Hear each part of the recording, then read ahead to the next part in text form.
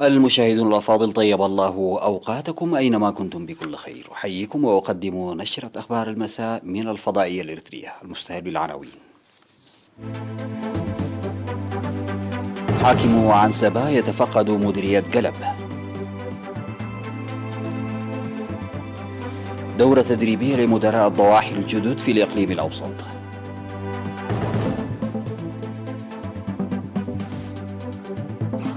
أنشطة تنموية لرفع الإنتاجية في حلحل.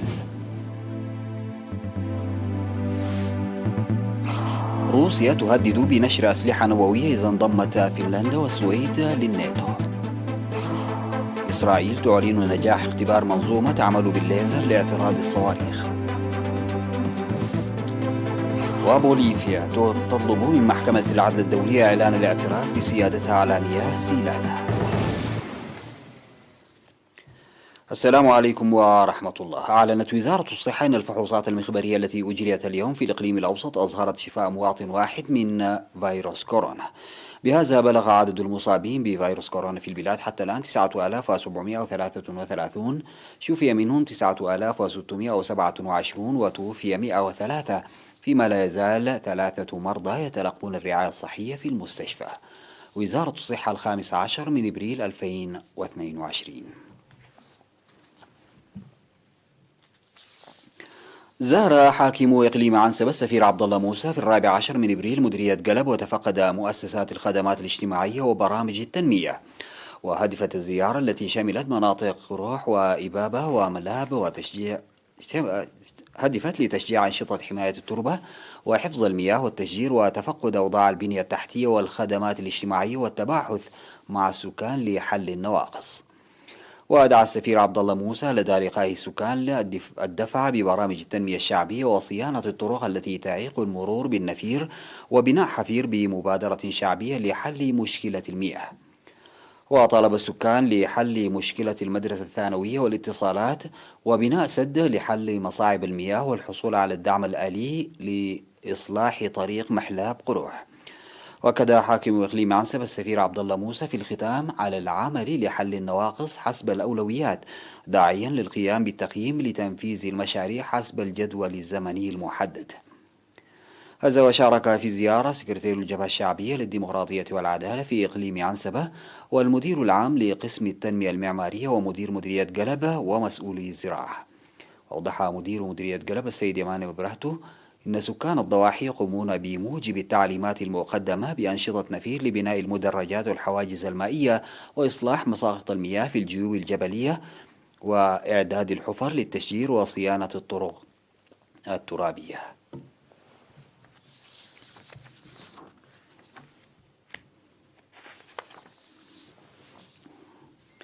نظم مكتب الإدارة والمالية في الإقليم الأوسط دورة تدريبية ل166 من مدراء الضواحي المنتخبون حديثا في الإدارة والقيادة والتوثيق والمالية وتقديم الخدمات.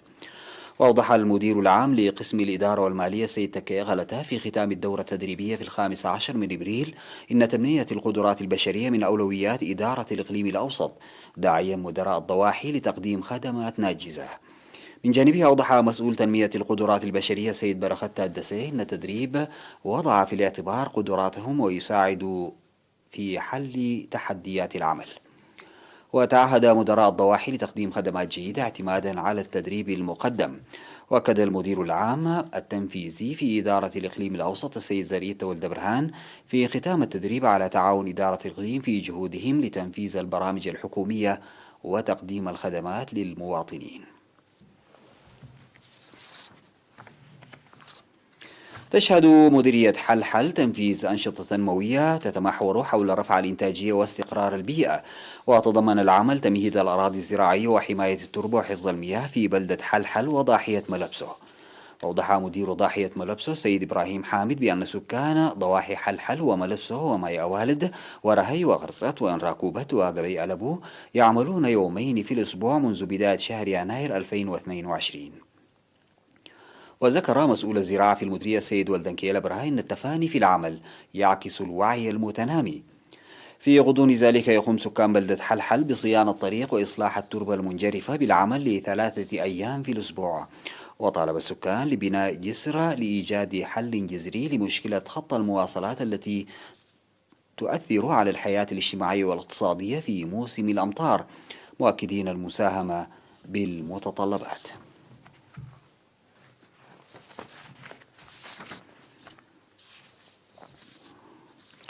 عقد مكتب شرطة المرور في إقليم شمال البحر الأحمر سيمينارا لطلاب المرحلة الثانوية في مدينة مصوع يوم 13 من إبريل للتعريف بقوانين المرور والحوادث وتأثيرها وجهود مكافحتها. وقال قائد المكتب الرائد نرأيوس أجاي في التوضيح الذي قدمه إن الإهمال في استخدام الطريق أداة لاستفحال حوادث المرور، ويكون الطلاب العرضة الأساسية لهذه الحوادث. وذكر مسؤول تحقيقات الحوادث الرقيب سياس برهاني أن السرعة الفائقة وعدم السير في الخط المخصص وعدم احترام بعد المسافة بين السيارات وركوب شخصين في الدراجة من أسباب وقوع الحوادث. وأفاد المشاركون في السمينار بأن قلة شارات المرور في الطرق الرئيسية وعدم تجديد أرصفة المشاة والتحدث بالهاتف الجوال أثناء القيادة والسرعة الفائقة من أهم أسباب الحوادث المرورية، مؤكدين العمل مع الشرطة لمكافحتها.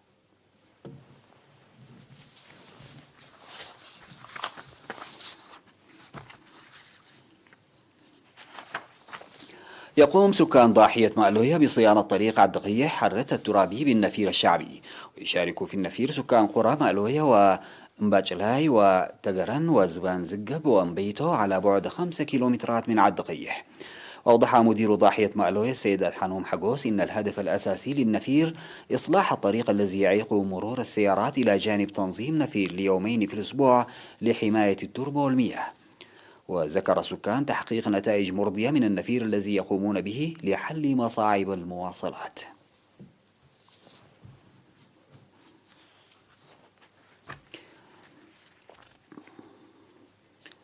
بعد الفاصل سيداتي وسادتي أعود بالأخبار الخارجية.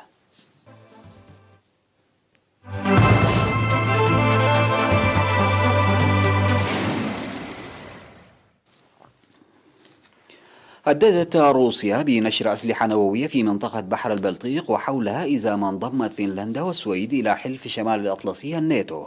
وقال ديمتري ميدفيديف نائب رئيس مجلس الأمن الروسي والرئيس السابق إن في هذه الحالة لا يمكن الحديث عن وضع غير نووي لبحر البلطيق، مشيرا إلى إمكانية قيام روسيا بنشر سفن مسلحة بصواريخ اسكندر وأسلحة فرط صوتية وأسلحة نووية في المنطقة.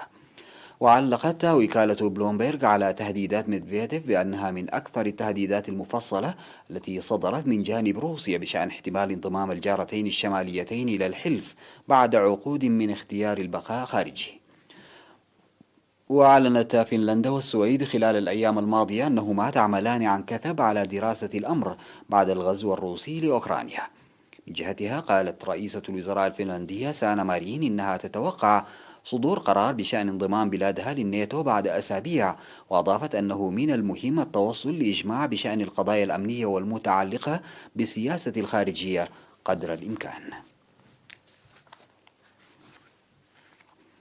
قالت وزارة الدفاع الإسرائيلية إن منظومة دفاعية تعمل بالليزر اجتازت لأول مرة اختبارا لاعتراض طائرات مسيرة وصواريخ وتهديدات جوية أخرى. وسرعت إسرائيل عملية إطلاق الصواريخ الاعتراضية التي تقوم بها في عملها على الليزر في إطار خطة لاعتماد مثل هذه التكنولوجيا وتقليل التكاليف الباهظة التي تتكبدها حاليا بإسقاط المقذوفات القادمة. وقال العميد يانيف روتيم من قسم البحوث والتطوير بالوزارة أن نظام الليزر تمكن من اعتراض طائرات مسيرة وقذائف مورتر وصواريخ مضادة للدبابات في مواقف مختلفة. وبمجرد أن تصبح المنظومة جاهزة للعمل تخطط إسرائيل لنشرها في الجنوب مبدئيا، تتعرض البلدات هناك كثيرا للقصف من حماس والجماعات المسلحة الأخرى في غزة.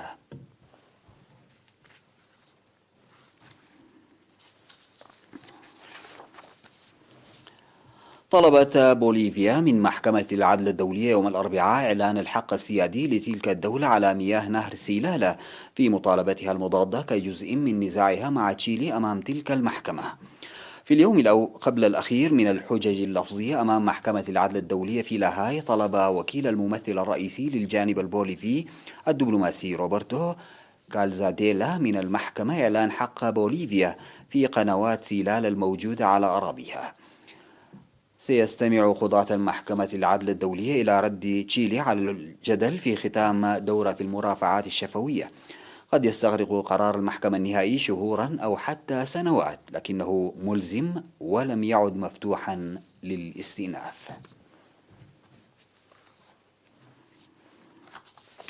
ينطلق معرض نيويورك للسيارات 2022 وهو حدث عالمي ضخم ينتظره العالم سنويا، إذ يقدم العديد من صانعي السيارات من خلاله بعض الإصدارات الجديدة التي سيتم عرضها للإعلام والجمهور. ويعقد معرض نيويورك للسيارات سنويا منذ خمسينيات القرن الماضي، وقبل افتتاح المعرض كل عام تقدم العديد من شركات السيارات إعلاناتها عن مركبات جديدة للصحافة والإعلام المعني بالصناعة. ويستمر الحدث 10 أيام، ويعتبره الخبراء أهم مورد اقتصادي لمدينة نيويورك، إذ يدر عليها مئات الملايين من الدولارات سنويا، ولهذا يقام المعرض هذا العام وسط زخم كبير.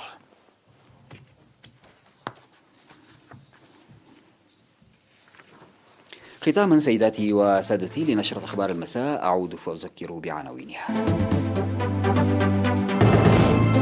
حاكم عنسبة يتفقد مديرية قلب. دورة تدريبية لمدراء الضواحي الجنود في الإقليم الأوسط.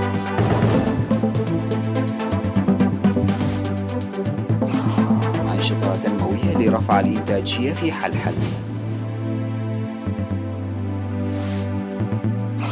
روسيا تهدد بنشر أسلحة نووية إذا انضمت فنلندا والسويد للناتو. إسرائيل تعلن نجاح اختبار منظومة تعمل بالليزر لاعتراض الصواريخ. وبوليفيا تطلب من محكمة العدل الدولية إعلان الاعتراف بسيادتها على مياه سيلان. انتهت نشرة أخبار المساء، قدمتها لحضراتكم من الفضائية الإريترية. شكرا لمتابعتكم. السلام عليكم ورحمة الله تعالى وبركاته.